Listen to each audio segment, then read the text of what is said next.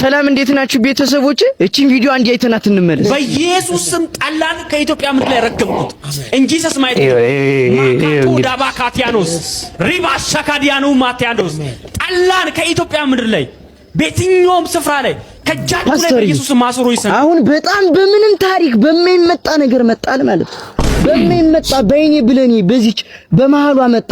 እንት መጠጥ እያለ እንዴት ጠላል ተሳደባል? ይኸውም የሀገራችን ብርቅዬ የሆነውን መጠጥ ኢትዮጵያ ውስጥ ብቻ የሚገኙን እንደው አለ ኢትዮጵያ ውስጥ ብቻ እኮ ነው የሚገኙ ጠላ የባህል አምባሳደር እኮ ባህላችን በተለያየ ዓለም ያስተዋወቀ መጠጥ እኮ ጠላ ማለት ነው። እናቶቻችን መከረይተው የሚያዘጋጁት ከጌሾ ከብቅል እንደዚህ የሚዘጋጀው ጠላ ለምን ተሰድባለህ?